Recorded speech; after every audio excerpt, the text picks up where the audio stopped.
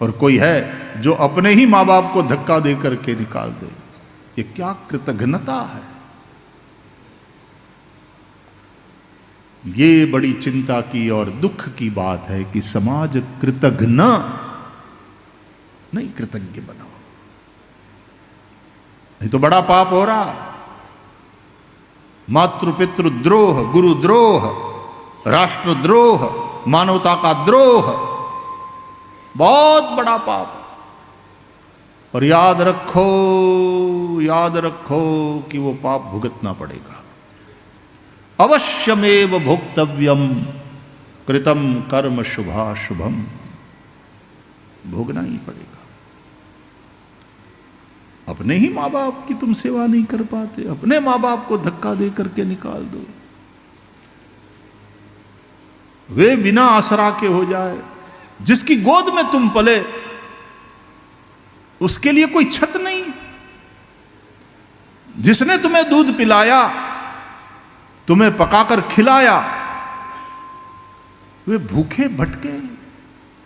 हे भगवान, कहां जा रहा है समाज।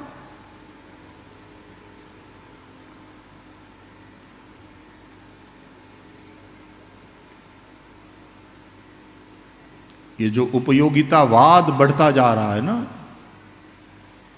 कि अब उपयोगिता नहीं रही, धक्का मार दो, छोड़ दो, जो चीज उपयोगी नहीं है फेंक दो। गाय अब दूध नहीं दे रही है, उपयोगी नहीं रही, जाने दो मरने के लिए। माँ बाप बूढ़े हो गए, हमारे लिए अब उपयोगी नहीं है, उल्टे हमारे लिए लायबिलिटी बन चुके हैं, धक्का दे दो।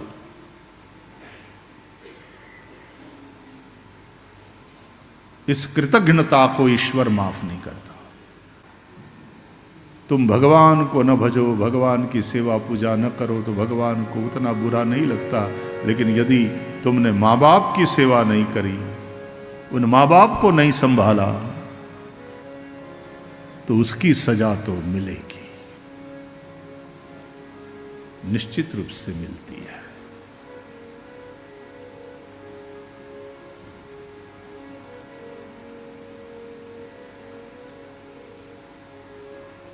तुम्हारे कारण माँ बाप की आंख में आंसू नहीं आना चाहिए।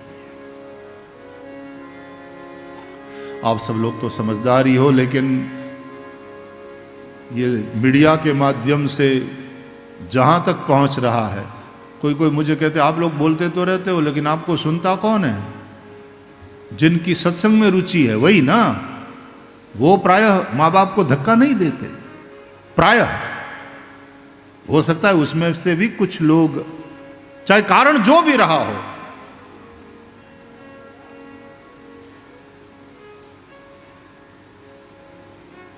इसलिए स्कूल कॉलेज में बचपन से ही बालकों को जो संस्कार दिए जाते हैं, उसको कृतज्ञ बनना सिखाओ। बचपन से ही जो मम्मी सिखाती है, बेटा अंकल ने टॉफी दिया आपको, थैंक यू बोलो, थैंक यू बोलो। मंदिर में जाओ और वहां भेंट पेटी में कुछ भेंट करो तो अपने बच्चों के हाथों से डलवाओ, वो भेंट करवाओ। बचपन से ही उनको देने की आदत पड़ेगी। और फिर कभी मंदिर में तुम गए और तुम यदि वही खुद कहेगा, पापा इसमें डालने के लिए लाओ। उन्हीं के हाथों साधु संतों के चरणों में रखवाओ। और वो यदि कर रहे हो तो अच्छी बात है, पर्याप्त नहीं है। एक बात और करनी है जो सबसे ज्यादा जरूरी है, कि भगवान ने तुम्हें दिया है, कार में जा रहे हो, बच्चों के लिए आपने अच्छे दुकान से खिलौने खरीदे, एक आध दो एक्स्ट्रा और ले लो, तुम्हारे पास पैसा है। और वापसी में कहीं फुटपाथ पर कोई गरीब के बच्चे दिखाई पड़े, कार रोको, बच्चे के साथ उतरो और अपने बच्चों से कहो, चलो शेयर करो उन बच्चों के साथ।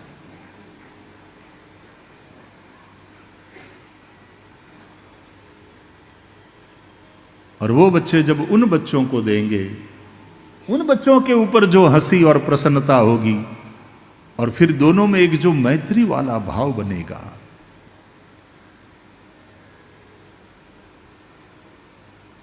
बांटो। संपत्ति बांटने के लिए, संग्रह करने के लिए नहीं। मैं भारत मेरा देश है, मैं भारतीय हूँ, सभी भारतीय मेरे भाई बहन हैं, मेरे देश के प्रति मेरा प्रेम है, ये प्रतिज्ञा पत्र रटाया तो जाता है बच्चों को, लेकिन उस भावना को भी जगाया जाए, ये जरूरी है। सूरत में कई ऐसे प्राइवेट स्कूल्स चल रहे हैं जहां माँ बाप के साथ बात करके स्कूल मैनेजमेंट ने ये नक्की किया, माँ बाप के सहयोग से, कि महीने में एक दिन सभी बच्चे अपने अपने घर से अनाज लाएंगे, और प्रार्थना के समय में वो एक दिन निश्चित किया जाता है महीने में कि जो गेहूं लाया, बड़ी बड़ी कोठियाँ, बड़े बड़े पात्र वहाँ रखे जाते, ड्रम कह लो, तो गेहूं लाया है तो गेहूं के ड्रम में डाला, चावल लाया है उसने चावल में डाला, मूंग की दाल लाया है मूंग की दाल में डाला। इस तरह से सभी बच्चे घर से कुछ ना कुछ, और बच्चे कहते हैं मम्मी से, पापा से, आज वो दिन है, आज मैं क्या ले जाऊं, और सारा अन्न अनाज इकट्ठा करके, और फिर आदिवासी क्षेत्रों में जहां निवासी स्कूल्स चल रहे हैं वहां वो राशन पहुंचाया जाता है उन बच्चों के लिए। तो बच्चों को बचपन से ही देने की आदत पड़े, उन्हें कृतज्ञ बनना सिखाओ। ये घटी हुई घटना की बात कह रहा हूं मैं। गुजरात में एक खबर छपी थी कि एक स्कूल से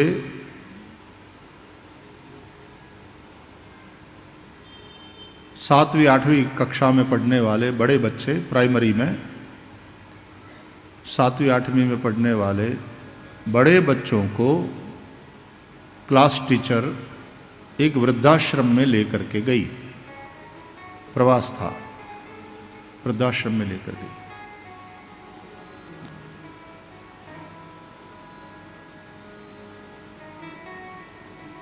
तो वहाँ उन वृद्धों से मिल रहे थे बच्चे, फ्रूट वगैरह लेकर के गए थे, क्योंकि टीचर ये सब सिखा रही थी कि बच्चे बांटना सीखे, बच्चे उनके साथ।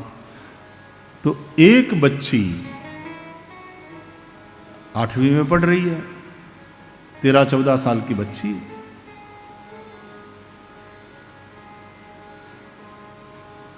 छह महीने से उसने अपनी दादी को नहीं देखा था, और मम्मी को पूछती तो कह रही थी कि वो तो तीर्थ यात्रा के लिए गई है। उस बच्ची ने अपनी दादी को वहां उस वृद्धाश्रम में देखा। दादी ने देखा बच्ची को तो वो पुकार उठी बच्ची का नाम, और बच्ची ने देखा तो दादी कहती हुई वो दौड़कर दादी से लिपट गई। दादी तुम यहां?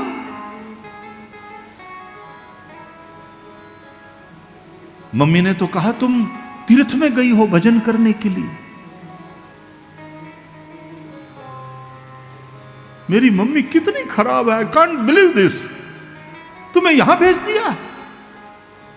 नहीं चलो मेरे साथ घर चलो। अब उस दादी ने कहा कि बेटे हम लोग यहां भजन ही करते हैं लाली, और ये हमारे लिए तीर्थ ही है। अपनी मम्मी को बुरा मत कहो बेटा।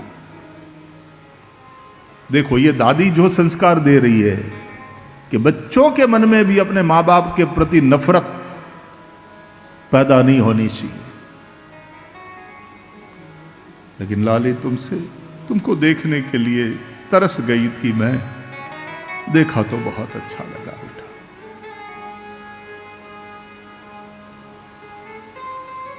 उसकी वीडियो फिर घूम रही थी कि दादी और पोती एक दूसरे को जो लिपट कर रो रहे थे, बातें कर रहे थे। हमने अपनी जरूरतों को इतना बढ़ाया,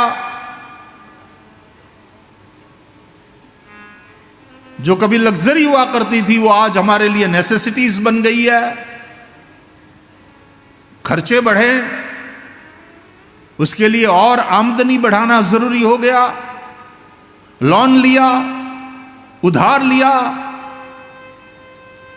अब हफ्ता चुकाने के लिए भागते रहो, दौड़ते रहो। केवल पति के पगार में बात पूरी नहीं हो रही, पत्नी भी कमाए, ये भी जॉब करे, वो भी जॉब करे।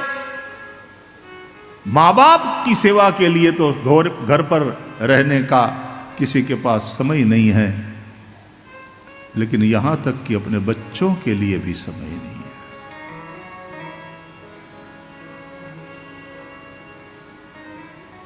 मैंने 4-4, 5-5 साल के बच्चों को हॉस्टल में देखा कि जो खर्चा हो दे देंगे, इन बच्चों को तुम संभालो। क्या दोष है उन बच्चों का? खाना पीना, केयर सब मिल जाता है वहां, मां बाप का प्यार कहां? तुम लाए हो उन्हें इस संसार में। ये क्या बना रखा है तुमने अपनी जिंदगी को? ये किस जाल में फंस गए हो तुम? ये क्या इकोनॉमी और सोशल व्यवस्था है?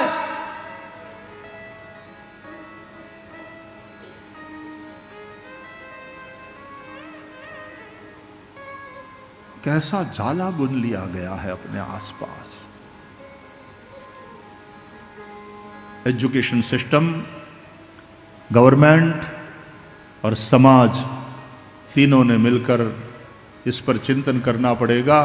धर्म क्षेत्र और हमारी व्यासपीठ तो चिल्ला चिल्ला कर इतने वर्षों से अपना कर्तव्य निभा रही है, और न केवल कर्तव्य निभा रही है, ऐसे वृद्धों को संभाल भी रही है व्यासपीठें, ऐसे बच्चों को भी संभाल रही है व्यासपीठ। और जिनको ये पता नहीं, वो लोग आलोचना करते रहते हैं कि ये लोग तो माल मलिदा उड़ाते हैं, मोटर कार में घूमते हैं, उन्हें पता नहीं क्या क्या काम हो रहा है, कितना अच्छा काम हो रहा है। कभी जाएं, देखें। कृतज्ञ बनो, कृतज्ञ बनो। नमक हरामी, द्रोह बहुत बड़ा पाप है। तो फिर जो अपने माँ बाप का नहीं हुआ, वो क्या खाक भजन करेगा भगवान का? यहां वाले बाप का, मां का नहीं हुआ, वो जगत वाले बाप का। ये द्रोह बहुत बड़ा पाप है।